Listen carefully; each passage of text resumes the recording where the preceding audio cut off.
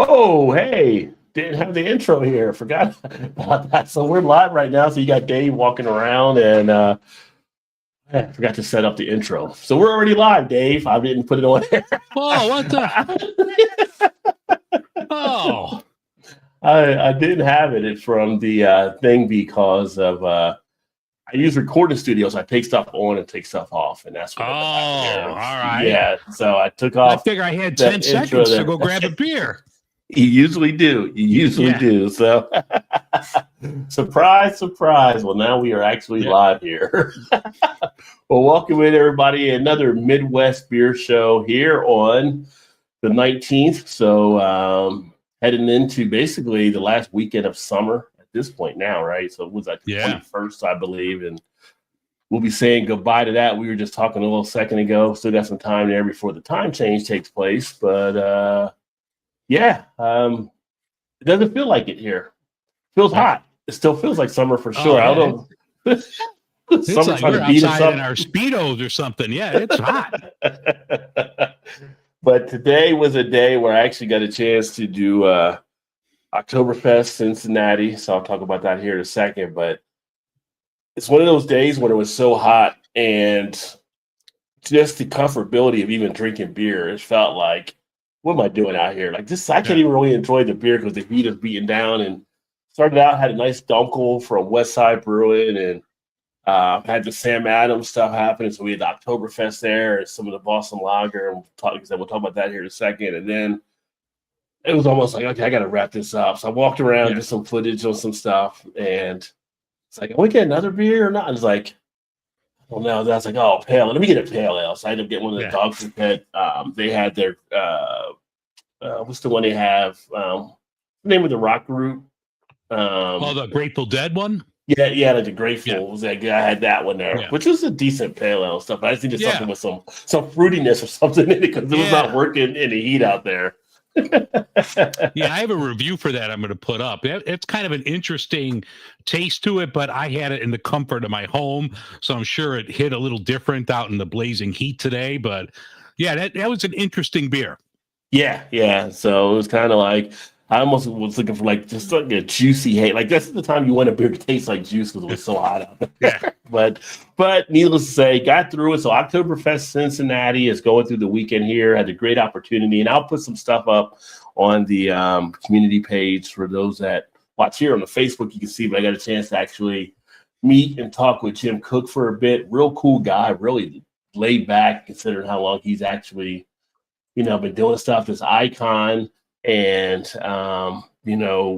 being part of the American Craft Beer Hall of Fame as the elector, he was one of the people. I did vote for him, and he got in the inaugural class. And we were kind of talking about some of the stuff there, and didn't realize he was a sixth generation brewer. Yeah. So his family's been brewing in one way or another since the 1840s, which is kind of crazy. Then he was like, when he wanted to go do stuff, his dad was like, basically, are you effing crazy? Like, but it was like in his blood too and stuff. And just kind of talking about the passion he had then and the passion he still has here and being the headwinds that some of the other breweries are going through, but there's still the opportunity out there to do stuff. And he was able to encourage some of the other people that do have some of the breweries. I ended up meeting from one of the breweries from upstate New York that came down.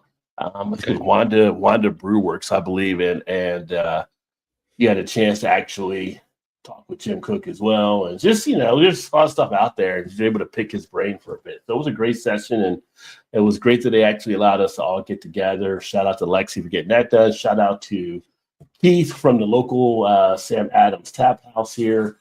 Going to be doing some stuff out there. And actually, he rolled out the carpet. Anytime you want to come out there and shoot some videos and go live, whatever it's all yours. Come out there and do it. So look forward to doing some stuff. Yeah. So I'll be doing some stuff probably from the tap room at some point there, but they got some good stuff happening. Or actually, some breaking news. I used to have a breaking news thing. Do I have a breaking news thing? I might have took it off of here, but they are actually took out the intro. I'm sure you took that out. I had a thing for breaking news, but let me see. I was looking at my thing here. Yeah, I took it out. I have to put it back up here at some point. But for those in the Cincinnati area, they are going to be having Utopias in. They're going to be serving Utopia at the Cincinnati Tap House. They're going to have it on tap. They got a keg or two in, I know, but they're going to be doing some different stuff with it there. And they're actually coming out with the anniversary beer that's going to be done in Utopia barrels. So hopefully, I was told I was on the list for that. So hopefully, I'll get a chance to try that and be able to share it as well. So a lot of good stuff that they're doing at the brewery that'll be looking forward to. So I haven't been over there since when I came back. I went over there, I think, probably December or so. So I'm due to go back out and make a visit there. And then also here in Cincinnati, just got an email earlier today. Got to reach back out to them, but I'm going to probably be at a Mad Tree event at Mad Tree Brew. They're going to have here at the end of September, I think October 1st maybe. And they just teamed up with New Riff Distilling to make like a bourbon sway combination. So basically taking the soda water they use for their vodka soda and then making like a highball bourbon type thing. But they got that sounds great.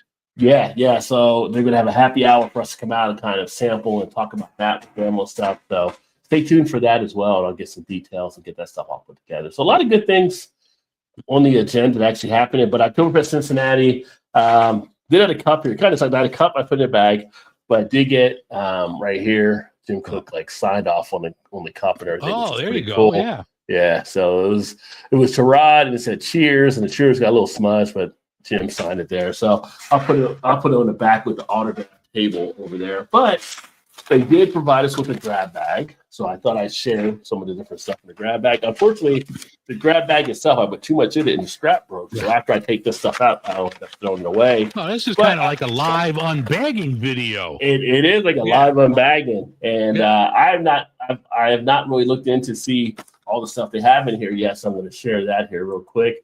But shout out to actually CD and Geraldine. Great to have you in as well. Yeah. Cheers. And then shout out to JT in the house as well. So cheers there too. Now, what I did actually put in here, because we do have some of the German vendors over here as well. So I'll share this first because I do have the Oktoberfest hat and I do have the pins on it. So I always like to see what they come over with so I can pick up the new pins for that. And here is one of those pins right there to go onto the hat there. A little mug of beer from Germany, so to speak. There you go. Yeah, so that'll be a nice little pin. I got a beer in front pin for you. Oh, you got a beer in front? Hey, we'll make some room for it. Pin. Yeah. The Oktoberfest 2025 Cincinnati. Put up on there. And then this one was kind of cool too. And it's for Baron. And throw that up on there. I got a few friends that are FC Baron fans when it comes to football, as they call it over there, not soccer like we call it over here. So that'll be kind of cool. Oktoberfest jersey they put out for this year? No, I did not see that. Every year they put out like a special one-off. I think they only wear it like one game a year, but an Oktoberfest. This one was kind of muted, so it wasn't as good. They had one, pardon me, a couple years ago that was, and I should have bought it when I saw it, but I'm like, I don't really follow them all that much. Do I want to spend $150 on a jersey I might only wear once? But it was just a sweet looking like green jersey with a bunch of different designs and then the team logo on there. But yeah, every year they put an Oktoberfest jersey out, which is cool. Yeah, that's really cool. Speaking of jerseys too, that reminds me. So one of the things they actually had there that was presented to Jim was from FC Cincinnati. They presented him. They presented him with a scarf and also a jersey as well, which is pretty cool. And then I was trying to get some video or a picture of it, him holding it up, but the guy kept talking his ear off. So I'm like, well, I'm not going to get this done. So, but no, that was nice. Had it on the back of that Cook on the back of the jersey, said it personalized for him, and it was awesome. And he was actually pleased to actually receive the stuff too. And funny thing, like talking with him, it was like us like just talking here, right? And just cool, laid back, never thought twice about anything. And then one of the other guys was posting a thing on his channel about interviewing him, and like Oh, I never just, you told me like years ago I'd be standing across interviewing a billionaire, blah, blah, blah. I'm like, I never really thought, you just never really thought about that, him actually being a billionaire out there, which was pretty cool. So, but you would never know it from talking to him. He's just like such a down to earth person, Yeah. We kind of talked Should have told him to sign up for your Patreon or something. Hey, hey, Jim, do me a favor. Thanks for the mug, but Patreon.com. Yeah. Like, Jim, you're getting up there. You need beneficiaries. Yeah. We don't want your money going to the state, so how can I help you out there? Yeah. Let me know. I'd be more than happy to be listed, sir. Yeah. But no, it was great to actually have that availability to kick it with him. And like I said, he was just so cool and just down to earth and just a great guy overall. But so the bag here was a Samuel Adams bag. Living the American dream. All right. Awesome. Yeah. And it says on the back here, the beer doesn't just taste good. It does good. So a lot of the stuff they're kind of doing different things around communities and stuff. And they just recently had the scholarship thing we did. I forgot who ended up winning, but I know Liquid Intrusion was a runner up with them. So that was kind of cool. We talked about that. But in the bag, so one of the things they had in here, like a heavy book, and this is probably what broke the strap, our American Dream Cookbook. Oh, awesome. So that's pretty cool. So tons of recipes in here. And then you can see the back where they've done the photo stuff there, and Jim's on the back with everybody. And might have to buy that one right now because I'm doing my beer and food stuff. Favorite recipes and the inspiring journeys of 80 culinary trailblazers from Samuel Adams brewing the American Dream. So Jim did a forward and stuff in here, but you got a lot of different dishes. If you like to cook and do some stuff, it's pretty cool. They also have some pretty cool pictures of Jim along the years coming up doing the beer stuff too. So shout out to them, and it's a little piece on here how it all began. So not only just for the good recipes, but just to do some reading, you can learn a lot about Sam Adams, what they're actually doing. Sam Adams Summer Ale, and you can make it an ale tail where they have a summer ale mezcal margarita. They give you the recipe for that as well, which actually does look pretty good. Let's give that a try. Smoky BLT dip, mung bean pancake with chutney, then buxus with feta and dill. So a lot of different stuff and a lot of fancy stuff. So yeah, umami turkey burgers with mushrooms and onions. There you go. So I don't dance with mushrooms. I'm gonna have to pass on that. So that was pretty cool there that they have that. And then also in here, got a Sam Adams glass. Oh, there you go. Sam Adams glass there too, which is nice that they provided. And Sam Adams cup koozie as well. You can never have enough koozies. Not up there. And a bottle opener from Sam Adams. I have that bottle opener. Oh, okay. And they got anything else? Yeah. Oh, yeah. They got this too. So if you're a grill, they have they do a Oktoberfest rub now. So they provided a sample of that to use some spicing up stuff there. So that's actually pretty cool as well. And, I guess there's 2 rubs in here actually. All right. All right. And I think that's everything in there. I did run into somebody and they were giving out chocolates. I got a couple chocolates in here. But they've probably been melted the hell out of them right now. So I have to put them in the fridge and see if I can bring that stuff into them. But no, that was cool. They had us out there for a social media thing and provided this stuff. Oh, and a Sam Adams American Light lip balm. Oh, there you go. There you go. Because nobody wants chapped lips, right? You don't want chapped lips. Moisturize. Gotta moisturize. Yeah. So that's everything there. So shout out to them. Nothing they really needed to do, but it was nice that they kind of just provided that kind of stuff to share with us for the event. So, but I'll put up the pictures and stuff like that, and then some of the other stuff. She said, "See me before you attempt red beans and rice." Just saying. Yeah.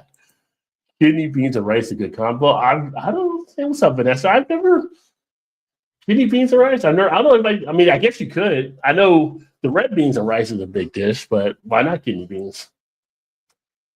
Vanessa, everybody said hello, and hello. So so that was a cool thing today, and I'm glad to be here because I was telling Dave it was so hot out there. I mean, I could have come home and just went into right to sleep if I wanted to, and it would have been like I would have been out. So, but then but I power through. And Dave, you cracked the beer open, all right? What beer are you drinking over there? I wanted to get got an Illinois one here from Noon Whistle called Duh Gummy because it's a play on Duh Bears, and it's a better beer than the Bears are playing right now, so that's good. So decent hazy IPA. Noon Whistle always puts out a solid beer, 6.6%. They're out of Lombard, Illinois, but this is hazy with cashmere, strata, chinook, and mosaic hops. Pretty tasty. I'm digging it. Okay, nice. Well, you guys missing Justin Fields there now? I don't even know who your quarterback is. Caleb. Oh, that's right. Don't. This is a happy hour show. Let's not talk about the Bears. And you're going to be out. You're missing Joe for a couple months, so it's not at good. least 3. They're saying, Bengals go 2-0 and lose their quarterback. I mean, I always put that on the Bengals. I said when Joe got drafted, you better get him a line. Because he ain't gonna last long, so Yeah, I read one thing. He's gonna be the Luck from Indianapolis. He's gonna be like the new Andrew Luck. I mean, he just gets pummeled back there. Yeah. I mean, you're shortening the guy's career when you're putting him in there. Yeah. I just always hear him say just red beans, right? But they're technically kidney beans. I always use Great Northern. Yeah, the white beans there, variety of red beans, but they aren't coming down there. Yeah, when I do like the chili that I make, I use like 3 beans in that. Usually kidney beans will be in there, and I'll put I'll make it like pinto or another one, but usually 3 different beans, and then obviously the meat, the onions, other stuff, the spices, and you put the beer. The beer does go on my chili, and people like it. Speaking of beer and I was going to say, last time my mother-in-law came up, she was actually upset because I didn't make it. She was looking forward to having it when she was here. So now when she comes back this year, I'll have to make it again. So, speaking of beer, you kind of broke up a little bit, so I don't know. But if you had, they have that new chunky soup with PBR, and one of them is beans and chili. I have not had that. I did a press release on that on the website, but I've not picked that up or seen it yet to actually pick up. I was looking because they have another one that I want to pick up. It's like a baked potato soup with chorizo, but I guess it's a Walmart exclusive. So I was looking, I didn't see it at my grocery store. I was trying to like where can I buy it? Do I have to buy it on Amazon? But it's a Walmart exclusive. And I went to their website. All right, I'll just order a couple cans, order some stuff. Right. And with that, I have to go pick it up. So I'm like, there's not really a Walmart near me, but I guess I'll find one or put the word out. Hey, anybody at work gets this, just get it and I'll pay you for it. Yeah. Well, it's funny. They got the exclusive on it. Now, I will say one thing I just did see, and I was like, I didn't seen it before, and actually I was kind of seeing. I was moving back. I haven't bought a grill yet anyway, but even with the grill, I'm more of a gas guy. But now our Kroger does have the Miller Lite charcoal.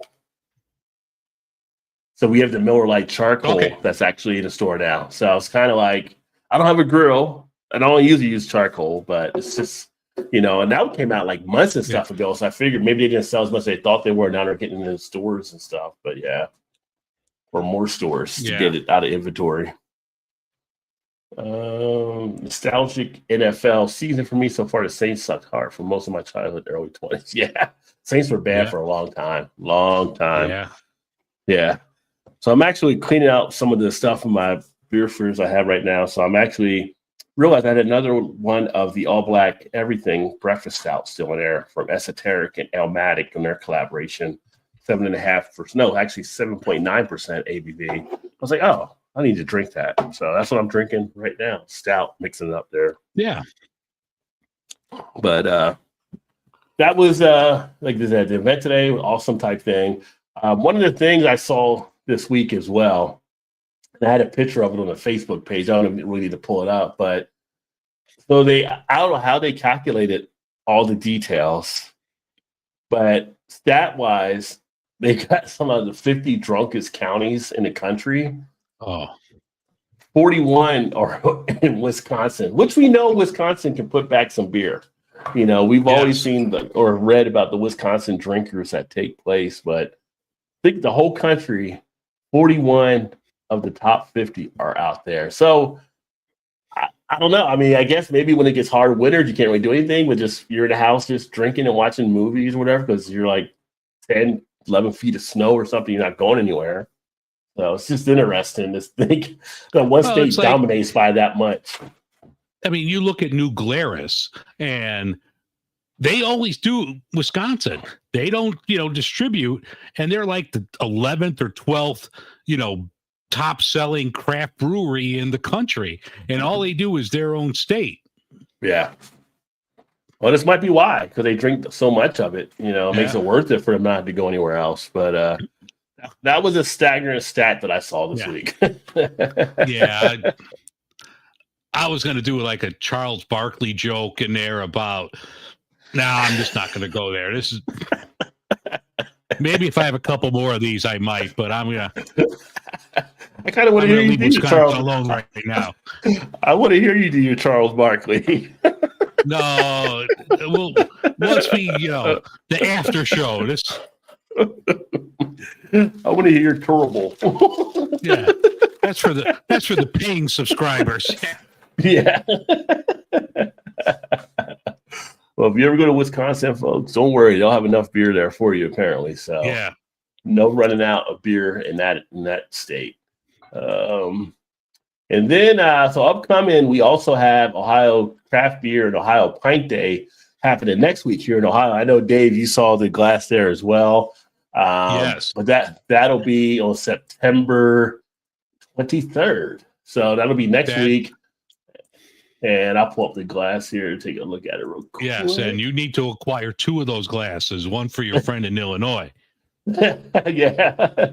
So I'll have to see where they actually have those at to check those out. And I know a lot of other people were pumped up to add those to the collection as well. You're Mr. Ohio. You could get 2 of those. You are Mr. Ohio. I may know somebody, right? So it's a nice looking glass. I mean, we're going with the taller kind of Pilsner this year. Yeah, because usually I think the last few years have been the shaker pint. So nice seeing them going to a Pilsner on this one now. So yeah, definitely. One of those needs to find its way, through Ohio, through Indiana, up around Chicago. The dangerous thing is when you can't write fragile on the box because it gets thrown around, but you need it to be fragile when they deliver. So you got to definitely put enough wrapping paper and plastic and cellophane or whatever you need to put in there to make sure protect it. You know what I've used and it's worked well?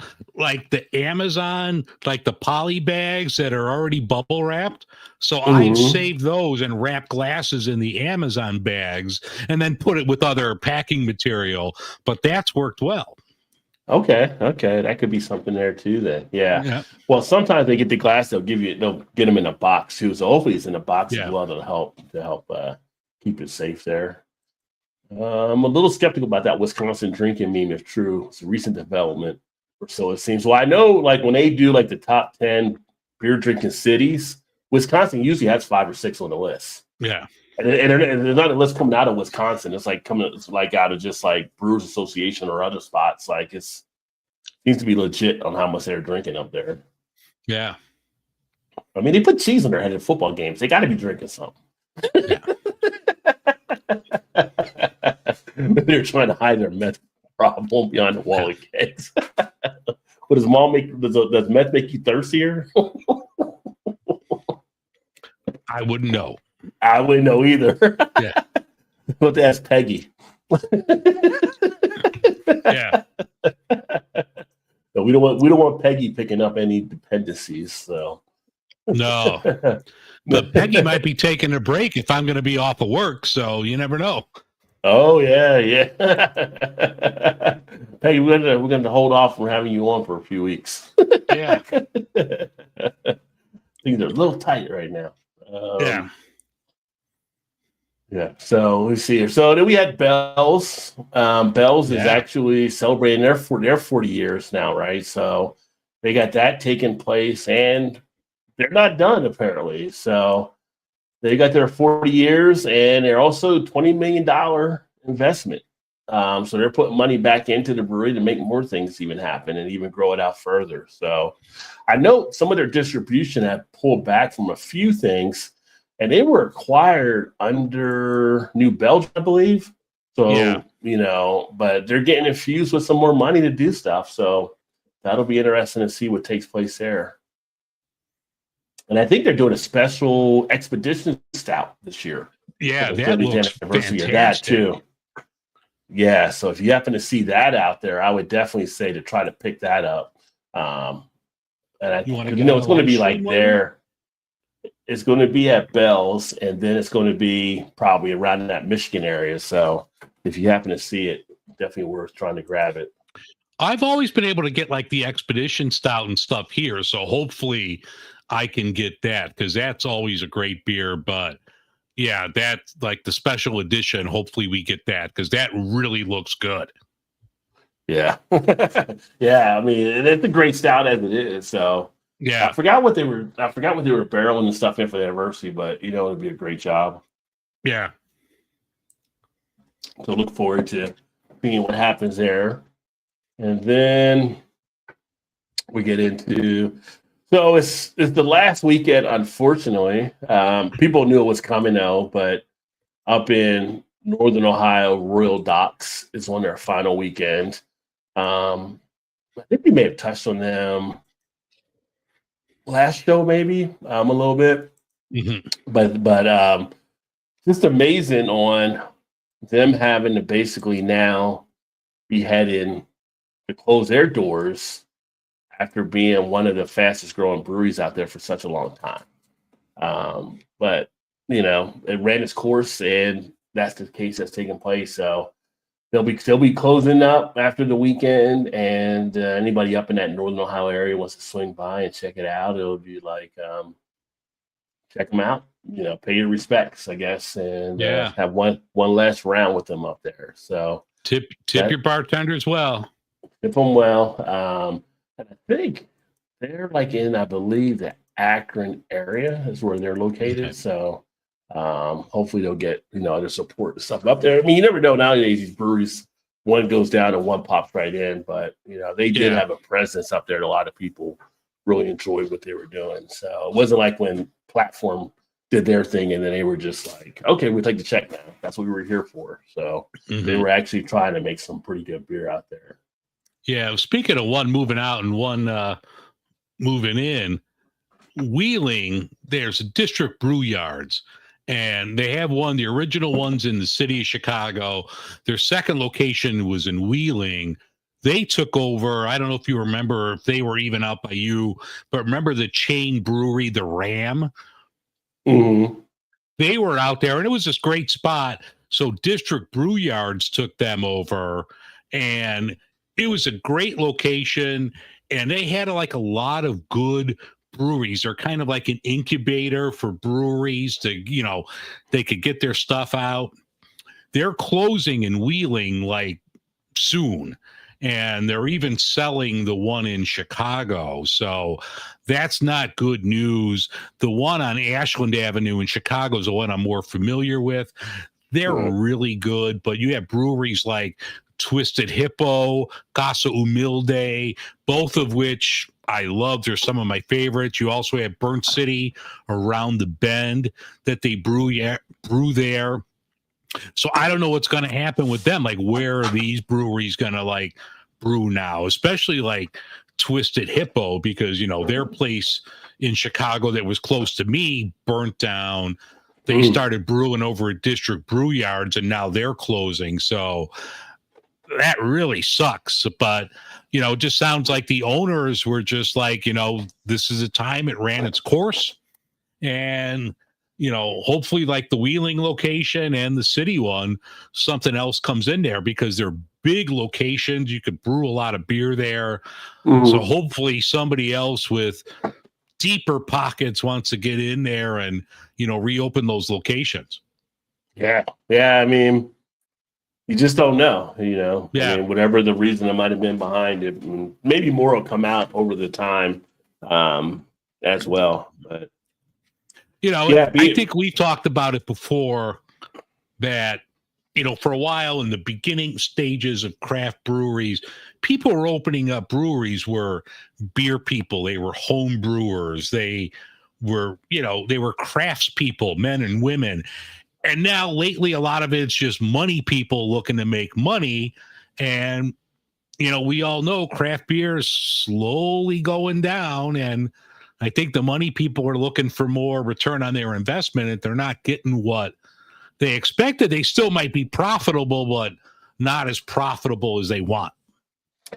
Yeah, I mean, it's like anything in a business cycle. So you definitely have that thing, and now you've got that industry where you do have investors that come in, and some of them, depending on how you set up your brewery, you set them up as independent, but if you take on investors, you become beholden to them at a point as well. And they're going to want to see some stuff. And if you're not careful, they'll end up taking it over for you, So you got to make sure you're getting stuff done and you know where the control and stuff is. And, you don't want to you can be forced out just like anybody can with any investment type company out there. So, I mean, you just wish it'd be more beer people instead of like Ted DiBiase type people. Just, everybody's got a price. Yeah. But some of the people that are doing it, I mentioned Platform. They were one of the ones that said they were building up and they were going to try to sell it whenever they got a good offer. And Anheuser-Busch said 20 million or whatever the number was. And they were like, we'll take it. We're out. See you guys. Yeah. And just like, that was it. So, yeah. Golden Road was the same way. Yeah. Yeah. So, I mean, it's all about what they do. And I think that's kind of the thing with, someone like Jim Cook and what he's done with Boston Beer is kind of like just hasn't really went down that road. Just all these years of actually keeping it that way. And he stepped away and now he's back into the CEO role again when the other person has stepped out. But it's kind of like he never really had that thing where it was going to kind of be sold off that way. And I'm sure he got tons of offers over the years, right? Like, so it's tough. Not everybody can do it. Some people, the numbers are just that good. It's like, okay, we're happy to take that. Yeah. Shout out Blake as well, my friend. Great to see you, homie. And JT's having a Revolution Oktoberfest. Still only $11.99 for a sixer at Cardinal. Yeah. Is that usually a good price for them? Like, are they usually higher in some spots? Revolution it's about Chicago? Average. That's about average for that. I mean, sometimes you might see it at your grocery store on sale for like $1 cheaper, if they're running a special that week, but that's about the going rate. Okay. Yeah, we $2 a beer. You can't go wrong with $2 a beer. No, our Kroger that I have near me, you can make a 6-pack. It's $11.99, and they actually do have some decent craft beers they actually put in it. I mean, you could actually put in like not that everybody goes crazy for it now, but like they'll have like Zombie Dust, and if you can make a 6-pack of Zombie Dust, it'll be cheaper than getting the 6-pack. Because you did to make it yourself, you got it cheaper doing it that way. That's going to be the next beer I crack open. I'm going to crack open one. Yeah. Yeah. So it's kind of like, I don't know who stocked this, but you guys aren't doing it right. It's cheaper to make it over here than to buy it over there. But, who am I to complain? The Jewel by me, which it's right across from Hop Butcher. They don't do it anymore. They used to make your own, 6-packs. And back before everybody knew about Founders, when everybody was big on Kentucky breakfast stout, like the people that worked the beer department didn't know anything about beer. They would put that in the build your own 6-pack, and it was like a 6-pack for $9.99 when they were selling a 4-pack of that for like $15. So people would just put 4 KBS in there or whatever was left, and then put like 2, whatever. It doesn't even matter. You're ahead at that point. Yeah. So yeah. Yeah. I've seen some of the times at Kroger where you could tell somebody stocked it, had no idea what they were doing. Like, And JT and Blake said, hey. Corporate beer investor like Hippie. I got to think keep popping up on my screen. Hippie wannabes showing up in 8 Asbury in 1973 or 4 years. Too late to be cool. Yeah. But I mean, it's a business cycle. So once you see a market having success, people like to try to buy into it if they can. Mm-hmm. Kroger beer is legit. Well, not Kroger beer with the beer in Kroger, right? Yeah. What's happening, JV? A lot of markups on local craft beer. Yeah, well, you're going to see markups on it because the pricing's changed on a lot of stuff because of the whole tariff type things, and then stores going to have to make their margins, and it's going to be passed to consumers. So that's why it's going to be all interesting to see what takes place here with everything along those lines. But yeah, unfortunately, that's going to be the case, and I don't know. I haven't seen anything terrible really here. I've seen some stuff maybe a little higher than what it was, but I've seen stuff still discounted than what it was too. So it'll be interesting to see how it all plays out. And those guys said cheers, JV, JT. And then we already did the wheeling one, so that one was down there. And then we had the I'll let you do this, to shake up with the Illinois craft beer deal and the changes taking place there as well. Yeah. The Illinois Craft Brewers Guild, the executive director, Ray Stout, his position was eliminated. And it really, Ray's a friend of mine. I mean, I met him through the guild, but I consider him a friend of mine. So it kind of hurts to see him be let go. From what I'm gathering, the position is not going to be filled. So everybody that's in the guild just has to, pick up the pace and, pick up the slack. But it's big shoes to fill because Ray was a good man. He did a lot of work for advocacy for breweries and even consumers here in Illinois. But, Ray is a terrific guy, and I'm really sad that, he's not going to be with the guild anymore. But he's a stand-up guy. He reached out to him on Instagram saying, hey, I'm hearing a rumor. He was like, yeah, it's just a tough time in the industry. But, like I said, he's a stand-up guy. He was like, if you ever need somebody to come on the show to talk about beer, I'm more than happy to. So, Ray's a great guy. I'm sorry to see him go. Hope he lands on his feet real soon. But, yeah, it's going to be interesting to see, what happens with the Illinois. Oh, I lost you there for a second. Okay. Yeah, I have you now. You froze up, but now you're good. Yeah, you froze up on my thing. I don't know, it might be StreamYard doing something here. But it's interesting because how do you eliminate, like, his role being eliminated if he's the executive director? Yeah. That's the Yeah, I don't know. And, whatever. I mean, times are tough all over.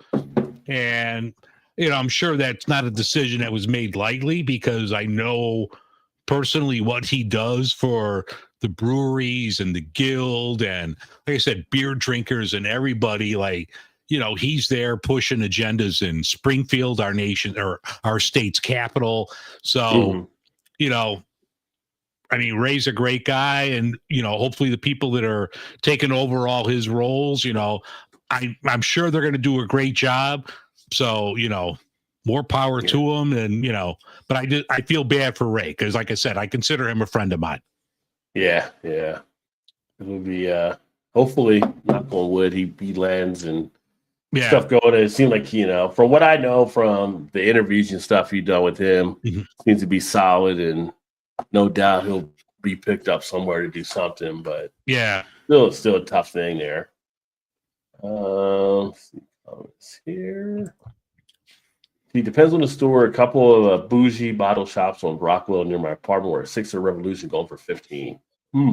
Yeah, I mean, well, you're on the bougie side of Rockwell. You need to come on like my side, on the Burning Bush side of Rockwell. Just head over to Burning Bush. Some of these stores will take advantage of you if they can. That's for sure. Yeah. Coincidence that Shannon Todd is on the show and it's National Curtains Day? I think not. No, they don't come on this one. No, this is just me and Dave on this one. Yeah, I'm gonna grab a zombie dust. I'll be back in a second. All right. Okay. Yeah, Todd will be back on the happy hour next week, but on this one, this is just for us doing the Midwest stuff here.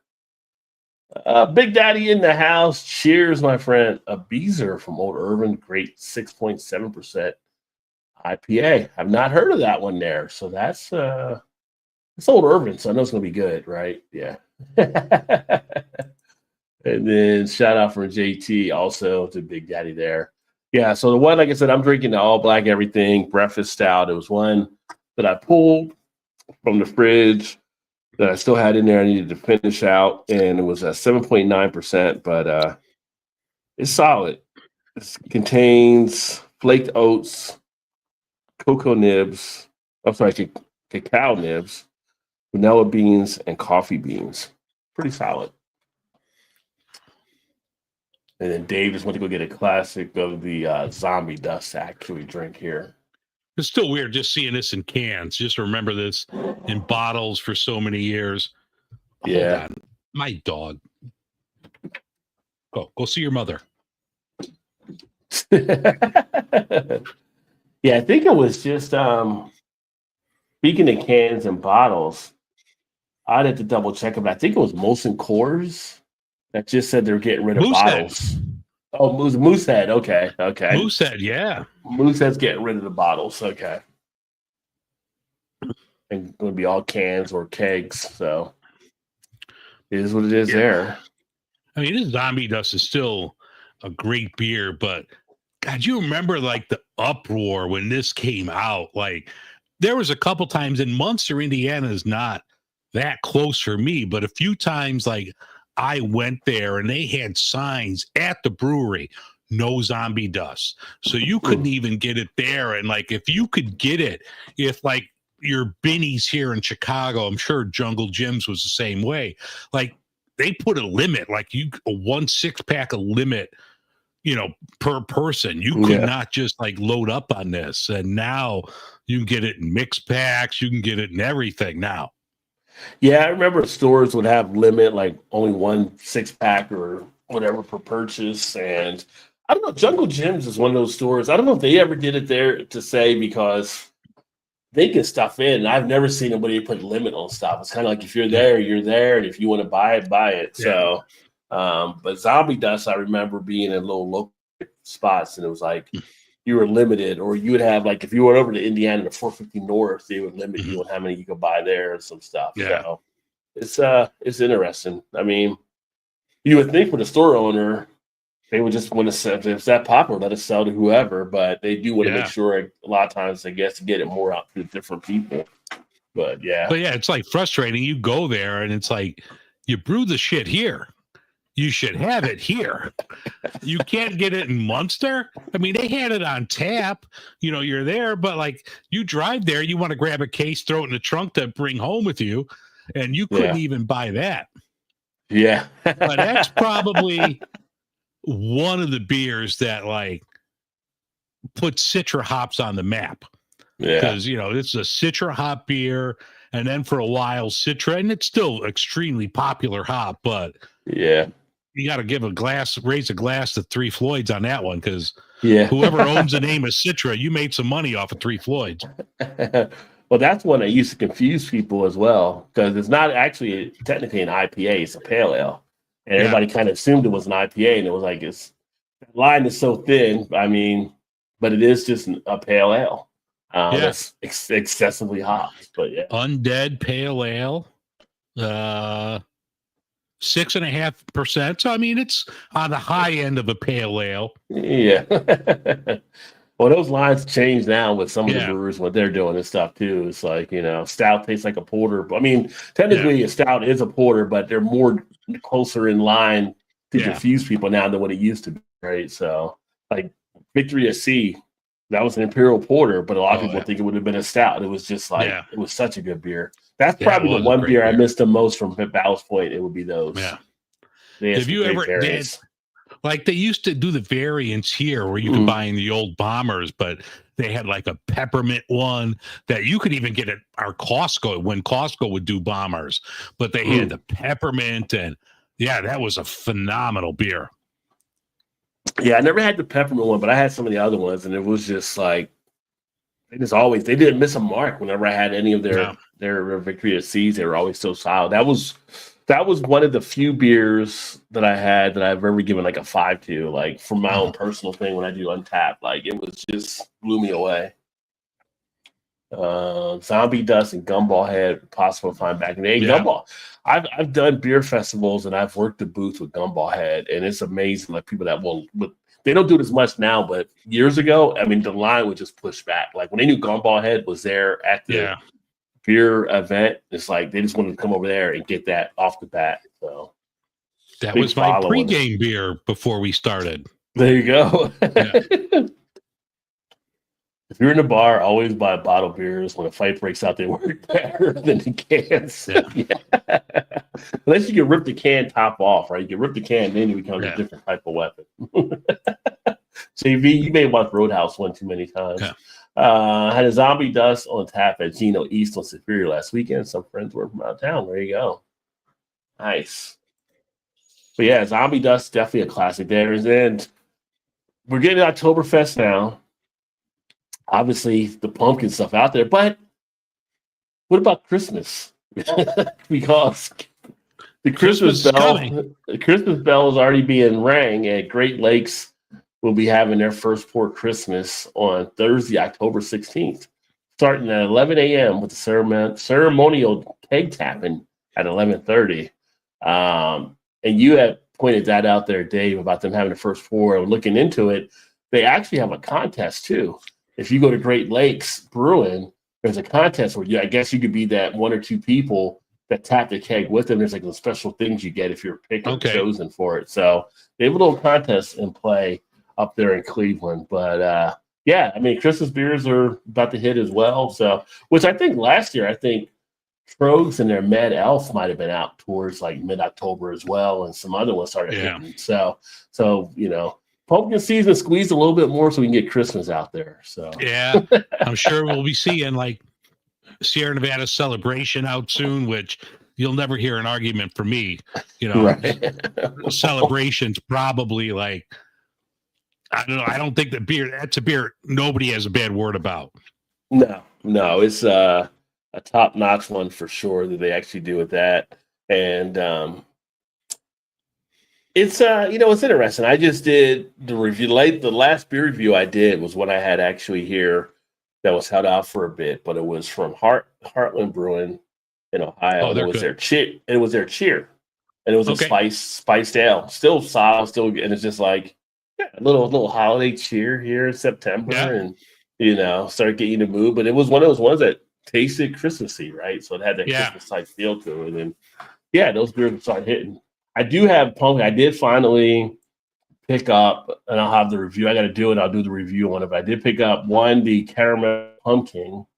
So I got to try that because I've never had that one. And then I picked up the Warlock with the maple syrup Warlock. Okay. So I got to do both of those at some point here. But pumpkin for me is more October, so a little bit more out there. It's 90 degrees today. We're not doing pumpkin today. This is not a pumpkin day at all for me. Yeah.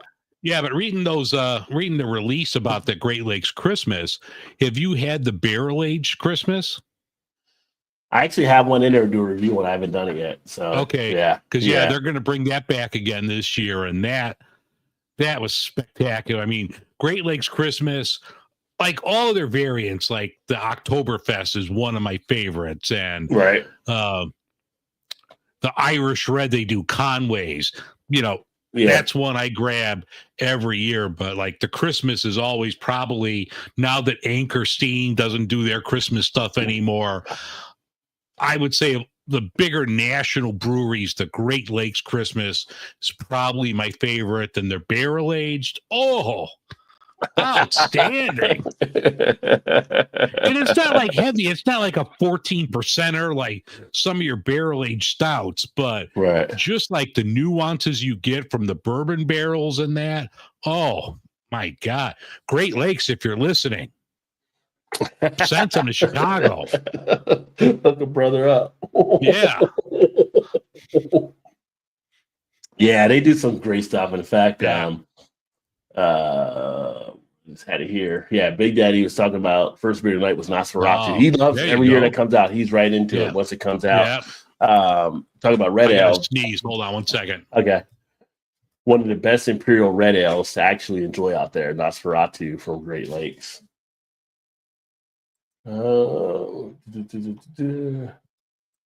And then, yeah, seeing yellow leaves falling on my street a little early, but everything bloomed Yeah. early this year.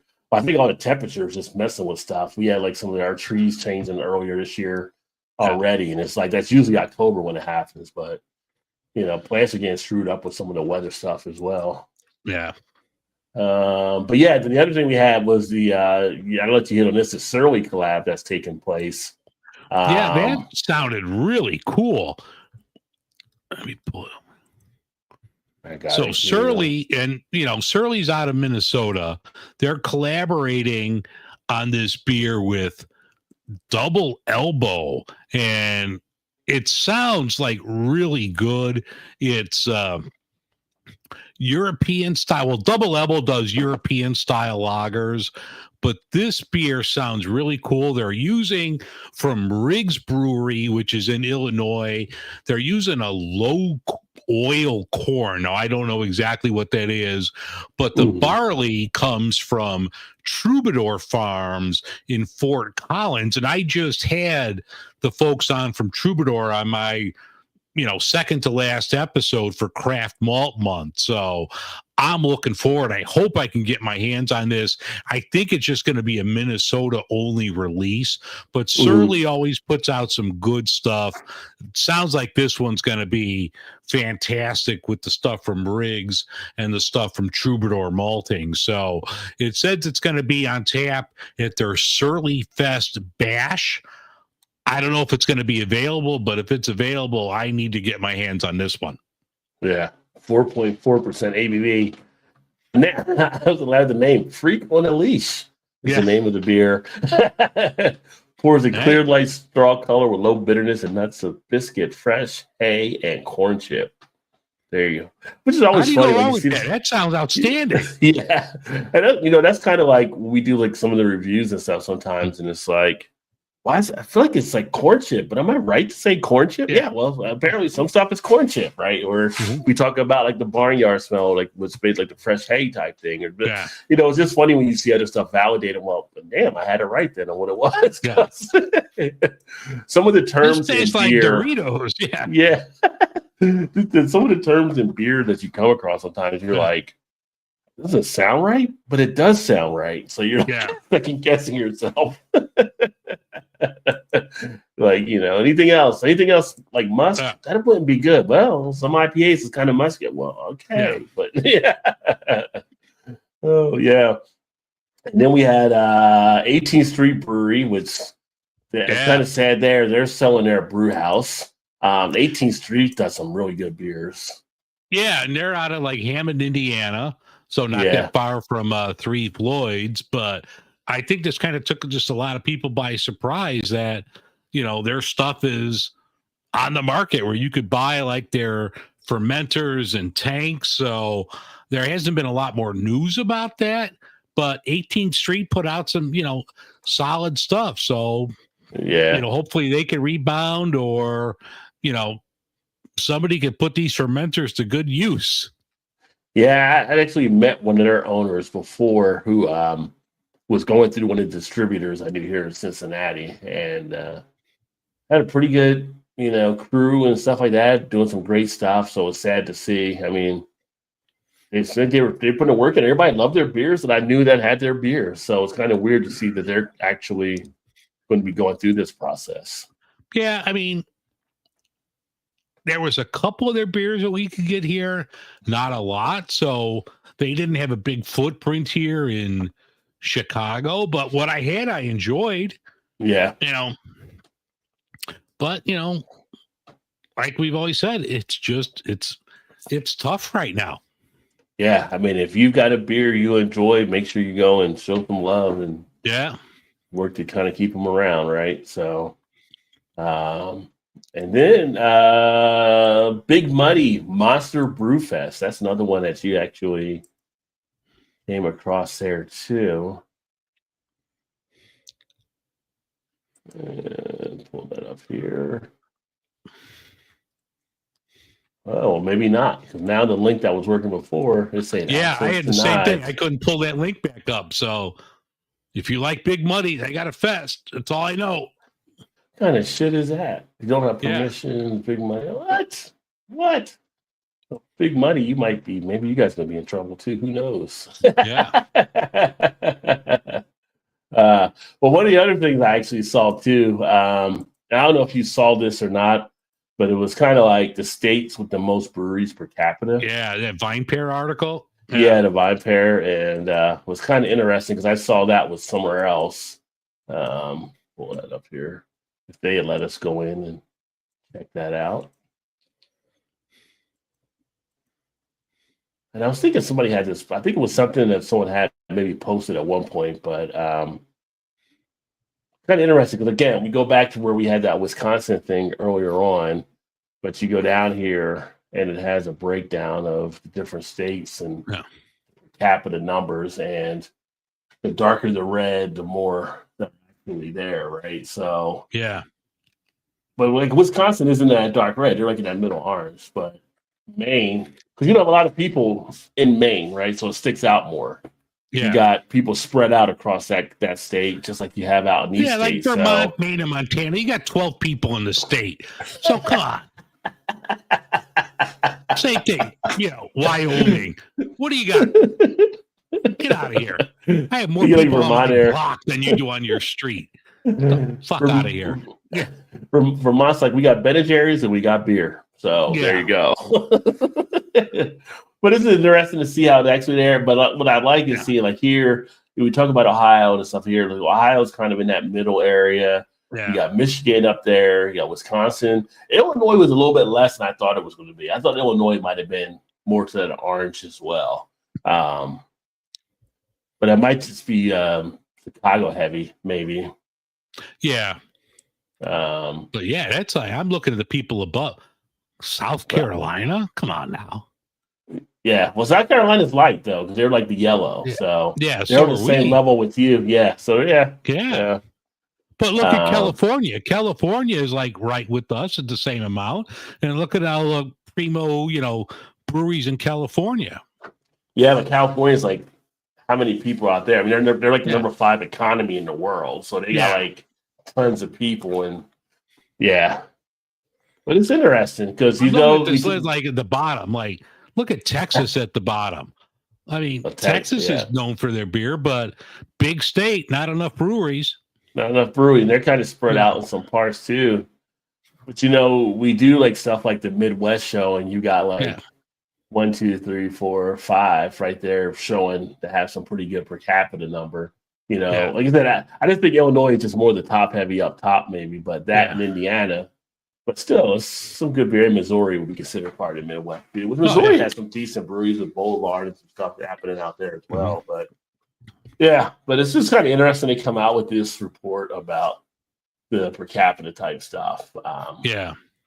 Which all in all probably doesn't mean much anyway to a lot of people, but just interesting to see where a lot of the brewing is taking place.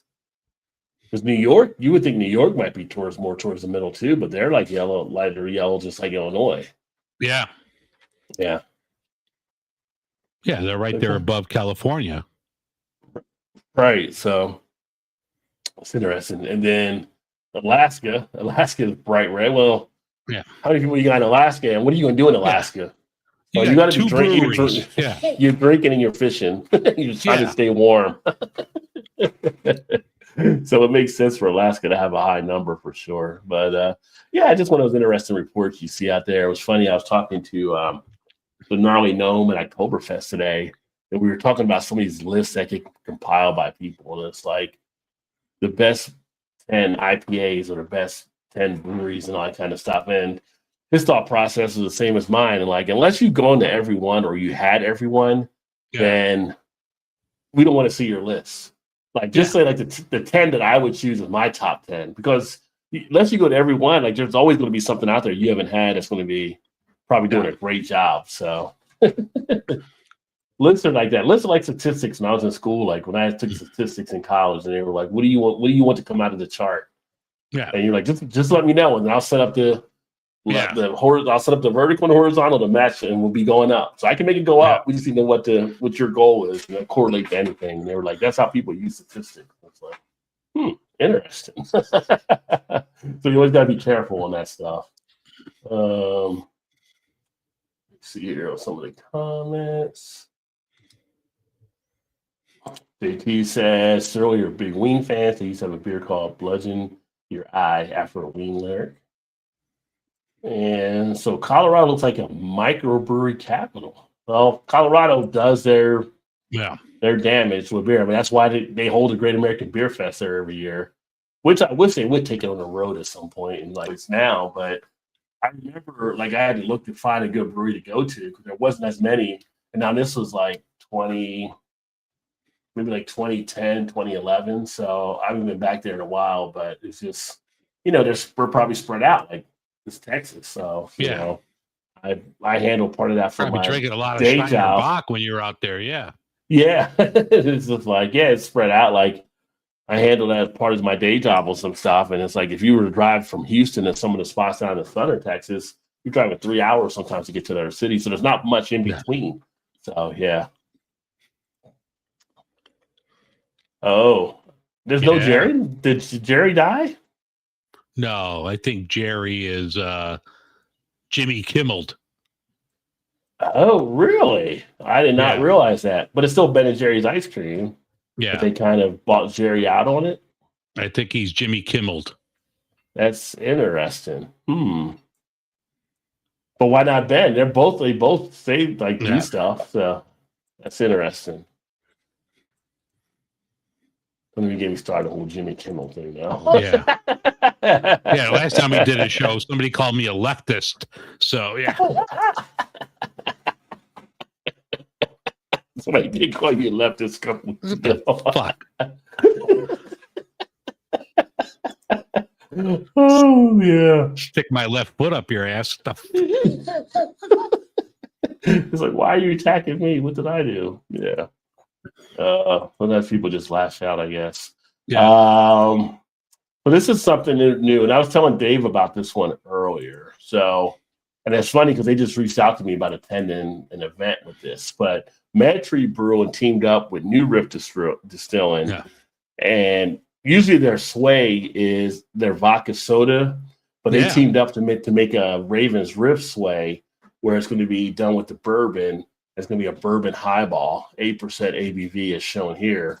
And I'm like, this looks pretty cool. And New Riff is one of those distilleries that's kind of been all over the country now. People all over are starting to know about New Riff. So I'm going to probably be checking this out here beginning of October, and stay tuned for that when I'm out there for an event. But it looks pretty slick. I like it. I'm just I haven't gotten to their suede line and start reviewing them as of yet, but there's so much things that are changing, not just for beer, but just in the alcohol business, like all these different things they're doing, which I think is cool. I think it's, you got to be able to reinvent yourself.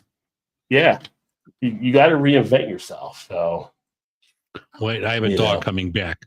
Hold on. Moira, come here. You want to be in a live stream? All right. Never mind. We're back. Just don't let her start hitting the buttons like Kurt Herbstreit. Yeah. We'll be out of a job. Oh, the original sold a company in the 2000s? Ben and Jerry did? Yeah. Oh, he quit over political difference. So he wasn't Kimmel. He left on his own. So yeah. Yeah. I read something that they were like, I don't know, whatever I read, like they were kind of like pushing his views off to the side. Yeah. Yeah. I mean, but I'm a leftist, so I probably fucking read it wrong. I don't know what they expected from Ben and Jerry. I mean, it's kind of like there's a lot of like I saw a post one time, and it was Against the Machine or whatever like that and everything. And someone had commented like, I was like, I appreciated them more when they didn't have their political views. I'm like, either that's sarcasm or you don't know what the hell you're talking about, because Rage Against the Machine has always been political. Yeah. Rage Against the Machine was never playing love songs. Yeah. Right. You never saw them as a doo-wop group, right? So it's like, I think you're just messing with me right now. Yeah. And the other thing with the beer news coming up, and I have a few people, Todd's going to be going to this and a few other people I know, but 450 North has their annual corn maze set up. It'll take place in Indiana, where they'll be they're inside of a huge corn maze that you try to work through. But as you work through, different spots have different beers. So right. that's good. I guess everybody gets out of it by the end of it, but You hope. Yeah. you hope. I mean, just, well, if I'm lost with beer, so it can't be overly bad, right? So gonna send somebody in there. But yeah, so this takes place every year, and they open like 11 a.m. I think it goes up maybe into the evening even. So it's usually a pretty good time from everything I've heard about it. But yeah, the annual corn maze for 450 North, and can't tell you for sure what the ABV is, but I never know with those guys anymore. Rod, yeah. Actually, I'm talking about exploding cans, Rod. Yeah. It's like they seem to hide their ABV on their cans nowadays. I think you got to really look to try to find it on there, and then you're like, "Are you like sure this is actual?" Yeah. Man, that was a whole big thing. Like when that happened, 'cause I had done a video about that when that happened, and it's just like, so you didn't realize, like, when you did that and you came back in the second fermentation and you did that with the fruit, that it was going to change the ABV. Like nobody, they just didn't realize that, you know. So you tell people it's 10% ABV and people are drinking like, I don't feel anything, and it's only 4%. So I don't think, to be honest with you, I've ever had a 450 North. Never had any of their. I don't think so, and I could get them here, and even like when I see them, I'm like, but I should just grab one and pick it up and give it a whirl. I have not, to my knowledge, I have not had one. Yeah, I like the Slushy XL series and stuff they do, but it's like that thing. Like, are we still going to call this beer? Because it really doesn't feel like it's beer. It's like when you go to Bourbon Street and it's got the alcohol in the little spinning things, and you're like, they put it in your cup. It's like that feels more like that than anything. Like, I'm not going to call that a cocktail. That's just like a frozen drink, right? It's like a alcoholic slush puppy or something. Yeah, right. Yeah, like this would be something different, you know. But it's still considered beer because of how it's made. But that's the interesting thing that changes with beer nowadays. Yeah, they can't take the ABV, but we know it's overpriced. Well, it's kind of like for all the fruit and stuff. It's like Urban Artifact here. Like people were always like upset about the cost of Urban Artifact. I'm like, seriously though, if you know like the cost they have to put in for the fruit, because they're using actual fruit, not just a whole natural flavor type stuff. Yeah. So the costs are going to be higher. But I think with them, people were just pissed because they didn't really understand that, and then they're like, literally get this higher ABV to get their little buzz kicked in, and never did. And like, why now I paid more money for something I didn't really need, it didn't even work, so blah blah blah. So that's where they kind of screwed up, I think. Come for the hype, stay for the candy corn. Yeah. People love the fest, the Maze Fest though. So yeah, I had one once. I'm going to close this out with a zombie ice. Oh, you're going to get a zombie ice now? You're on the Three Floyds tonight. I had a mix pack deal. I mean, it wasn't a Rod J deal, but it was a mix pack. So I'll be right back in a second. Okay. So Dave is feeling the Three Floyds tonight, folks. So I'm going to actually grab, I guess, one more here. So convenient having the beer fridge right next to me now. I want to drink this one here.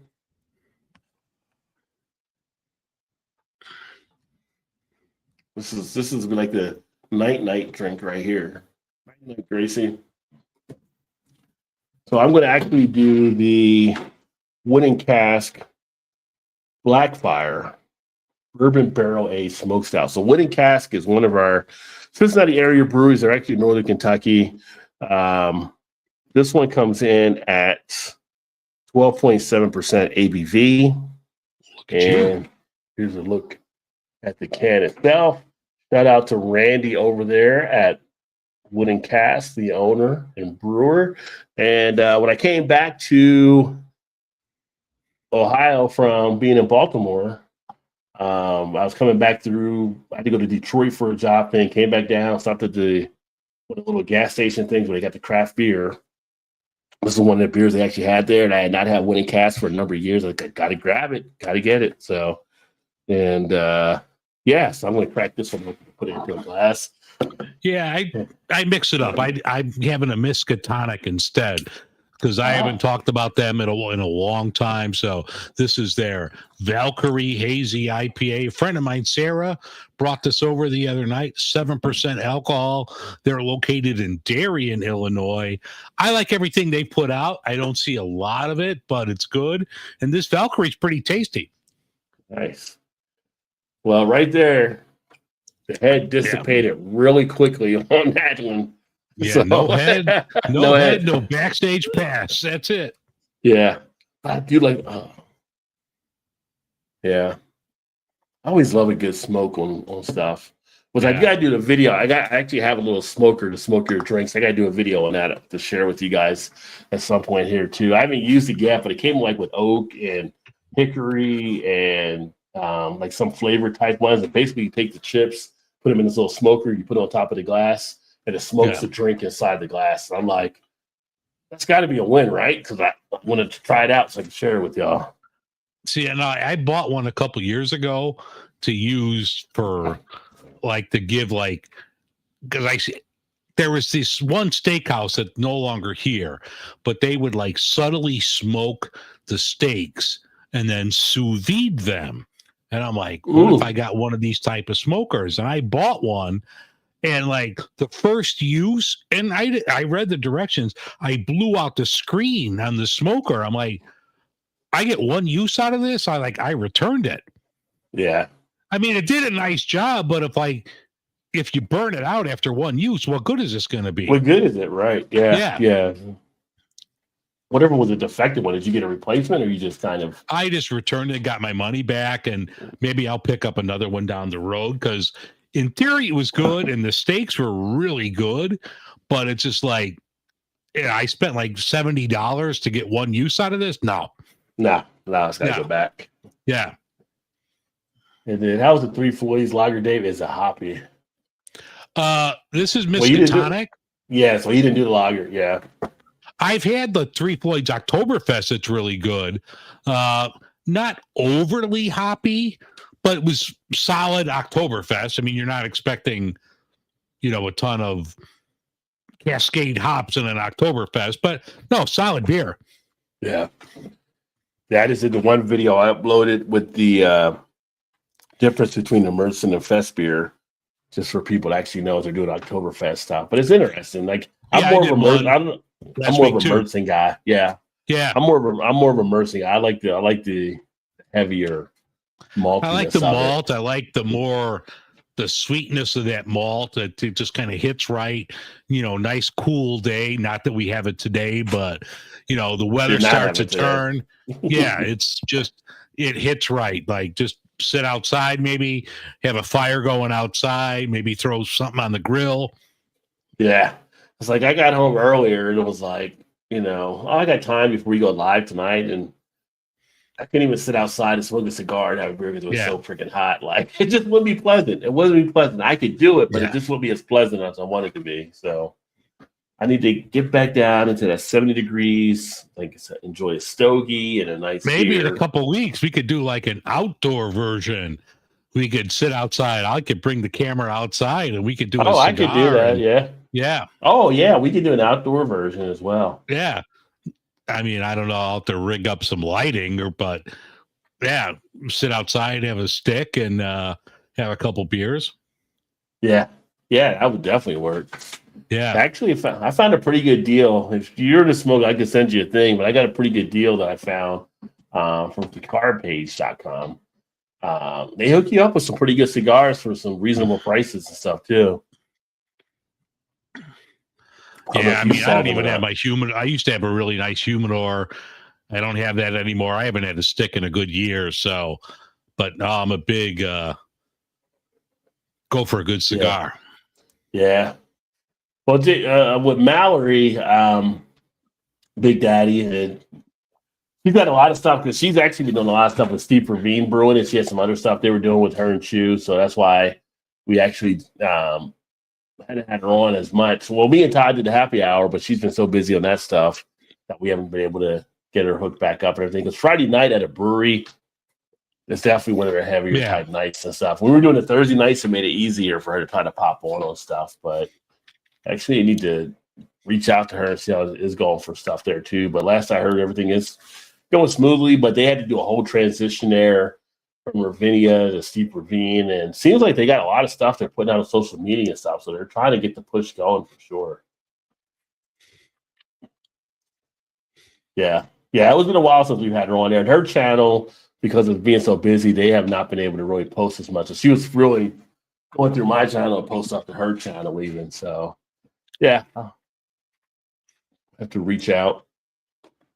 But you're a good girl. This Blackfire is definitely it's hitting. You're a good girl.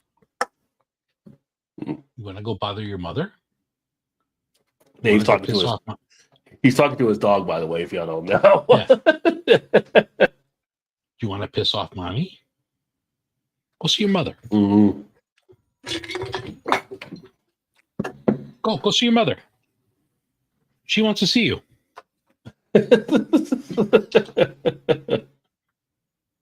So with this one here, it's got a little bit of a chewiness with it too, which is interesting with this Blackfire.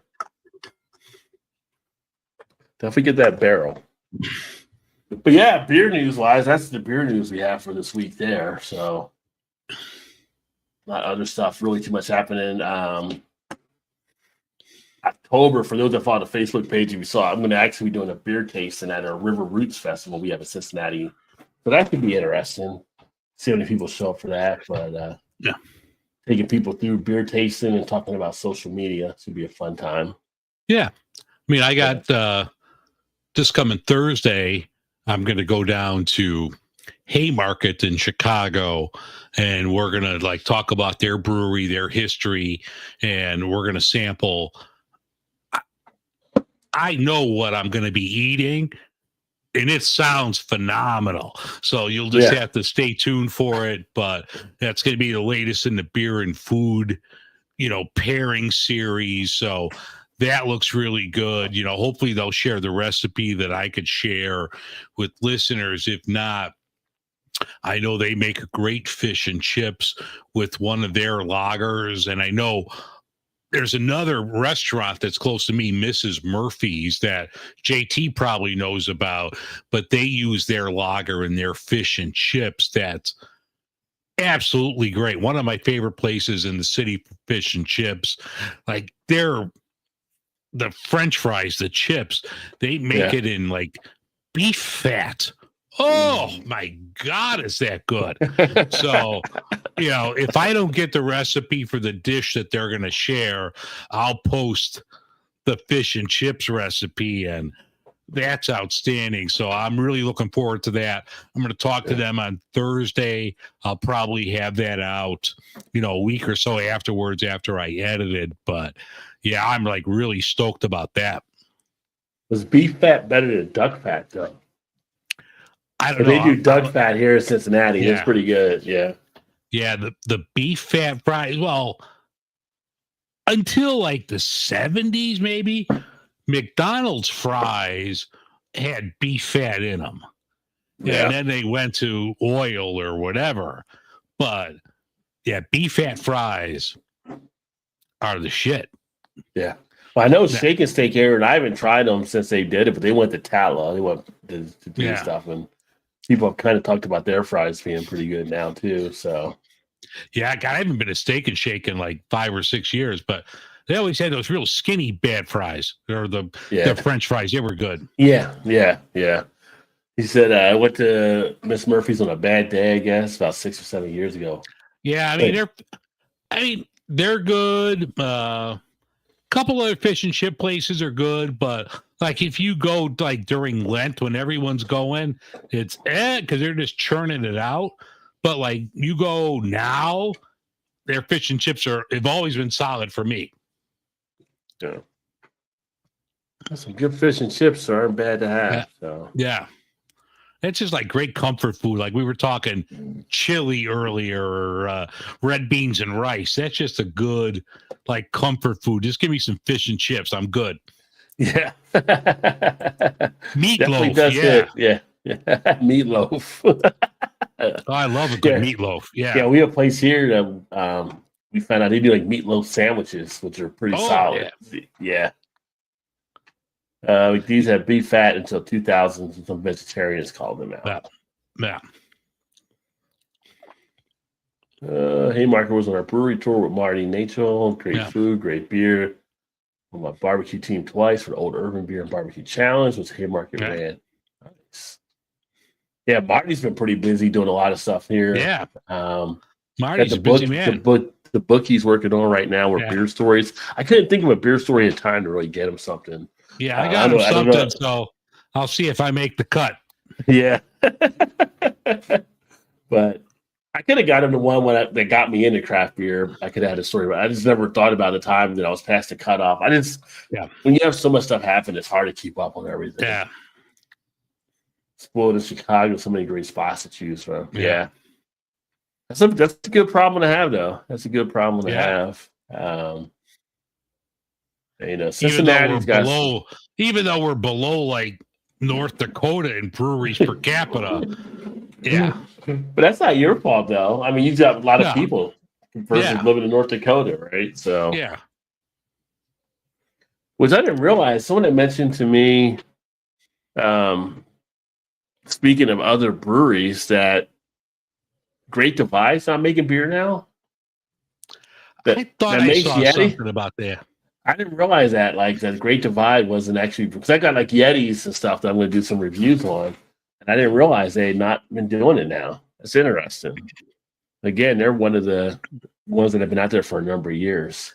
Yeah, but they were like those, 10, 12 years ago, all these national brands were out there, and then like people were just like, I'm going to drink local, and like Left Hand, you don't see around much anymore. Ballast Point was another one that you don't see. I mean, there were just a ton of, there's only a handful of like national. You have your New Belgium, you have your Great Lakes, you have Bell's. There's not a lot of like national craft brewery brands anymore. The F Word in Grand Rapids is another one, but it's not a lot. Firestone Walker. I'm just trying to think of some off the top of my head. Yeah. Sierra Nevada, but it's not as many as even Firestone isn't everywhere, Yeah.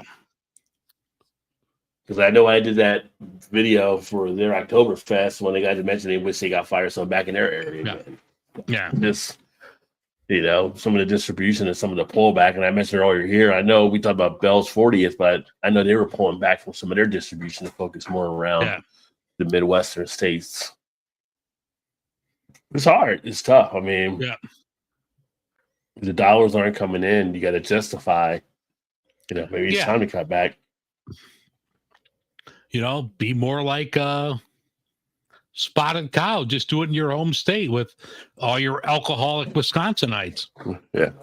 Well, I will say one brewery that I'm actually glad that doesn't do that, if there's one brewery I think of that I like to acquire beers from that are not in my region, then that would be Epic out of Utah. Okay. Because I can still get their Big Bad Baptist. It was so funny when me and Todd, when he came up and we went to Jungle Gyms, and I was like, hey, Todd, look, because Todd can't get it down in Indiana where he's at. And he turned around, all these Big Bad Baptists. He's just like a kid in the candy store. But it's like, that's one of those ones. I don't know, is there like a brewery that you think of that's not in your region, but you love when you come across their stuff that you still look forward to getting, I can't think of any off the top of my head, probably because I'm on my fourth beer. But there's so much other good stuff that's there that, like, you don't miss it or you don't think about it until you see it. Right. Yeah, that can be the case there. But I get more excited seeing what Epic's doing, like when they're Big Bad Baptist for me, versus sometimes seeing like Goose Island doing in the Bourbon County type stuff. Yeah. Which I still end up picking up at some point, usually because we usually have enough around. I'll end up coming across it. We just don't stand in line for it anymore. But but value wise, like Big Bad Baptist gives you a great value in the beer from the ones they're actually doing. So but they announced their lineup for this year coming out. And again, it is pretty solid. It's a solid lineup. So if you're a big Bad Baptist fan, be on the lookout for those. Yeah, I saw actually, speaking of like, big beers, I'm trying to pull up. Half Acre had like this big beer with ancho chilies. So let me pull that up real quick while we're talking. So I'm like, I just saw that like yesterday. I'm like, that sounds really good. Oh yeah, big day that Miss Bear Republic, Racer X, and Hop Red.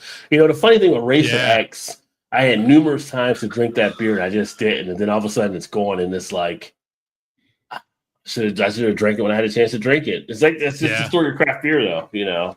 Hop Rod Rye was one of my favorites like 15 years ago. Yeah. All right, so Half Acre, it's an online sale and it ended, so that must have went quick. But it's a beer called Ancho Catch Hell, and it's like ancho chilies in this. Sounds intriguing. I'm sure they'll have it like on draft, so I'll have to go pick it up. And hopefully maybe a can will come across my path. But it's they got bourbon draft, barrel. Get a crowd if they have it on draft if they do it, maybe. Yeah, it's a bourbon barrel aged imperial stout with cinnamon, vanilla, and ancho peppers. Okay. And I remember one, and I've talked about it on my show a couple times. It's one of like the beers I remember, and it was so good, and it was from but it was called Imperial End of Days, and the brewery will come to me. And it was a bourbon barrel aged beer, heavy stout, and it had like peppers in it. But you drank it, you didn't get the heat until the end. When you drank it, it almost tasted like tart cherry. And at the end, it had just this little bit of like heat. It was so good, pipe works. But Imperial End of Day. So hopefully this Catchell or Ancho beer from Half Acres like that, and I'll have to get my hands on that. Okay. Yeah, I've actually got a Pipeworks family ought to do a review on actually this weekend.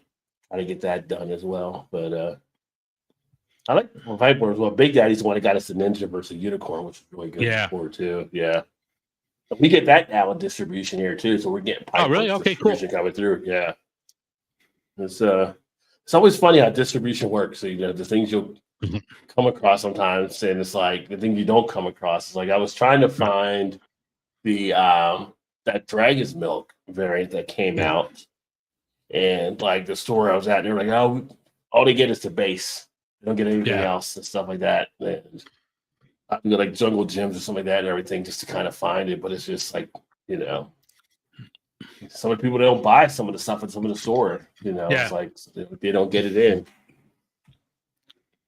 But well, I think that's what we got for the beer news this week. So we'll go ahead and get kind of wrapped up here. And thanks for everybody that tuned in. And glad I made it through, because I was telling Dave earlier, I didn't have a problem. I think I was going to make it through. But it was like, when you go out there, you're drinking beers when the sun's beating down on you. That's like just telling you to ask to go to bed, right?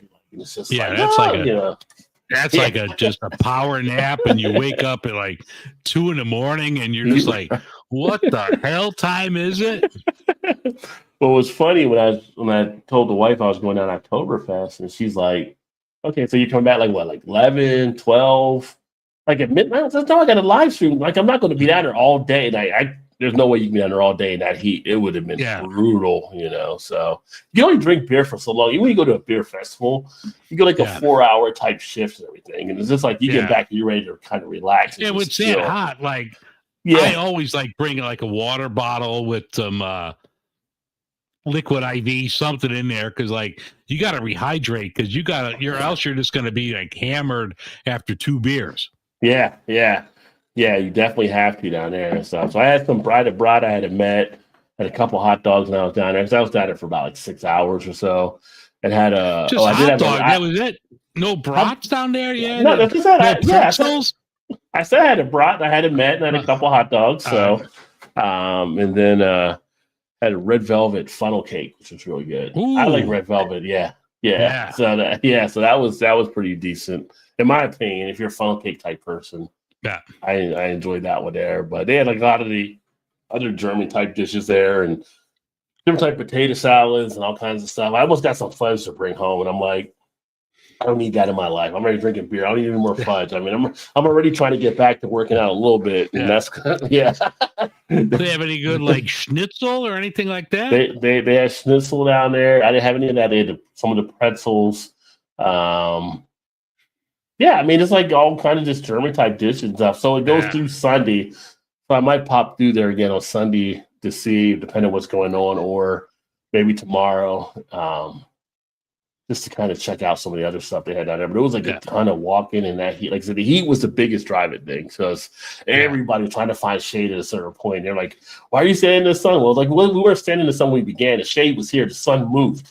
Yeah. So, or we moved. So we had to go find shade again. So, yeah. But heat is something. Yeah. Week 3, I'm leading my pick'em group on Yahoo. Picks for the week: Dallas over Chicago, Las Vegas over Washington, and Houston over Jacksonville. Washington doesn't have their quarterback, so take Vegas. Yeah. Yeah, hopefully Vegas, shout out to Gino, my WV alum, bounces back, I guess, because I heard he had a brutal game last weekend. So only like 3 picks out there. Yeah. Yeah. But I'll be tomorrow's my day. I'm all college on Saturday, so I'll be watching that stuff there. So we actually take on Kansas for a night game. So hopefully we do well. Us beating Pitt was great to see last week for West Virginia. So I thought for sure we were like our season was done after we lost to Ohio. You lost to a team from Athens, Ohio. Your season's over. You lost to a MAC team. That's not good when you're like Big 12, but we bounced back. So okay. The ship's not destined to hit that iceberg. No. It kind of diverted the first thing here, so we'll see how we'll finish. Yeah. But yeah, Stoner Kitchen in the house. Cheers, my friend. Right. Yeah. But so we're going to get wrapped up here. Otherwise, we're going to be here rambling on other stuff. You guys probably don't want to hear 2 old men rambling all the time. So maybe you do. Maybe rambling is your thing. But make sure to check out Dave over at Beer in Front. And then obviously, if you're on my channel here, check out more stuff I have coming this week. I got a couple other videos I've worked on to share some other stuff away from just the beer reviews. So that'll be cool to share. And then we'll catch up with you guys here in a couple of weeks on the next Midwest Beer Show. Yeah, it might be a little earlier in 2 weeks, but, check our socials and you'll find the time. But I might have a little free time coming up, so we might get this out a little earlier for you folks in 2 weeks. Yeah, so we will see. So that being said, we are out of here. You guys have a great weekend. Cheers, everyone. Cheers, everyone.